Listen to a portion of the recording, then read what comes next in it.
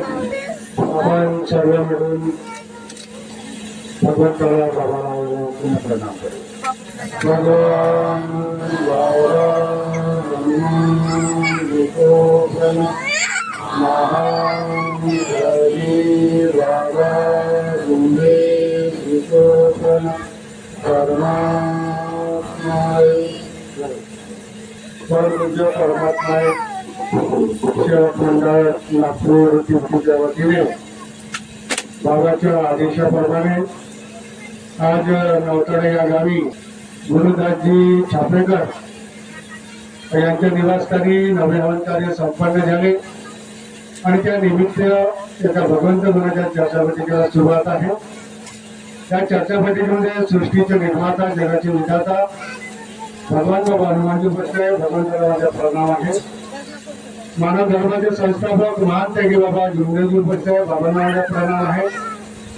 आपल्या बाबांना वेळोवेळी सहकार्य करणारा मातोश्री वाराणसी आईना माझा प्रणाम आहे.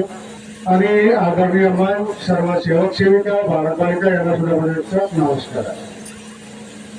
आतापर्यंत चांगलं मार्गदर्शन झाले पण आणि तुम्हाला काही समजलं असं ना पण मी वेळ न घेता 10 मिनिटाचा वेळ आहे आणि ही दैवी शक्ती कशी जागृत आहे आणि कशी काम करते ते एक अनुभव माझे. तर आता 1-1.5 महिना झाला तो सेवक बनला. प्रायव्हेट दवाखान्यामध्ये तो भरती राहिला कारण किराणा दुकानवाला माणूस आहे. पैसा भरपूर राहते. पैसा असल्यावर काही मार्गाची आठवण येत नाही कुठे काही आठवण येत नाही. 4-5 लाख रुपये खर्च झाले आणि नंतर एका शेवकीनबाईनं माझे नाव सांगितलं की आता नवीन कार्यकर्ता बनला आहे सावरकर भाऊ त्याच्याकडे जा.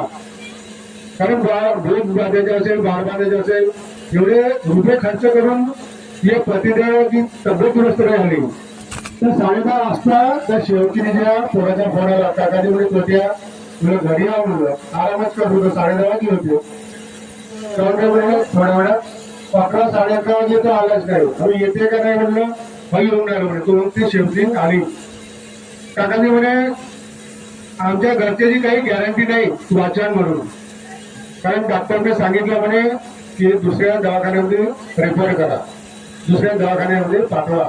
तर एम्स हॉस्पिटलमध्ये पाठवलं आणि माझ्या घरी आले ते 11, 11:30 वाजता 11 वाजता. काकाजी म्हणे मला तीर्थ करून द्या. आता मी आता तीर्थ करून देतो. तुला मार्गात प्रवेश करायचा आहे का? होजी म्हणे. तुला तुमच्या मुलीचा विचार आहे का? त्याला 2 मुली आहेत मुलगा नाही आणि तो पेशंट एम्स मध्ये हॉस्पिटलमध्ये भरती होता. तर मी म्हणे ठीक आहे जोत तर लावता येणार नाही बाईची जाता येतं तर तुम्ही मला अगरबत्ती आणि दिवा याच्यावर विनंती प्रार्थना करा. आणि 21 फुगाचं तीर्थ बनवून दिलं. तिला सकाळी त्या शेवकाला पाजलं आणि त्याचं ऑपरेशन झालं होतं पूर्ण इथपर्यंत. तर त्या ऑपरेशन मधून पाणी आणि फूम वाहत होता. पुढे कपडे खराब होत होते. आणि जेव्हा ते 21 फुगाचं तीर्थ बनवून दिलं मी आणि पाजलं आणि नंतर तिने फोन केला दुसऱ्या दिवशी काकाजी म्हणे ते जे पाणी वाहत होतं ते बंद झालं. आणि म्हणलं तुम्हाला काही होणार नाही त्या पप्पाला काही होणार नाही. अजी म्हणे काकाजी म्हणे आपले पप्पा म्हणे घरी वापस येतील का? तर म्हणलं विश्वास ठेव काही होणार नाही. नुसते आपल्या पप्पाला म्हणायला म्हणलं बाबा हनुमानजी बाबा हनुमानजी बाबाजी मी एवढंच म्हणलं तरी परमेश्वर तुझ्या वडिलांना घरी आल्याशिवाय राहणार नाही. तुझे वडील घरी येऊन ज्योत लावल्याशिवाय राहणार नाही. आणि जेव्हा मी 2-3 दिवसांनी त्याला भेटायला गेलो तर मला गॅरंटीच वाटत नव्हती की हा घरी वापस येईल होत्या.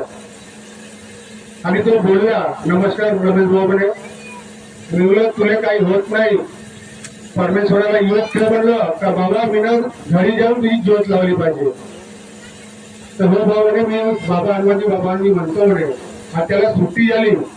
पुन्हा मी भेटीला गेलो आणि आता मस्त तो व्यवस्थित आहे चांगलं बोलते चालते सुद्धा आणि अशी दैवी शक्ती आहे. पण आपण समजतच नाही. नंतर गावात चर्चा चालू होती की हा नामदेव साधव वाचत नाही कोणी म्हणे कॅन्सर झाला हे झालं ते झालं असं चर्चा चालू होती.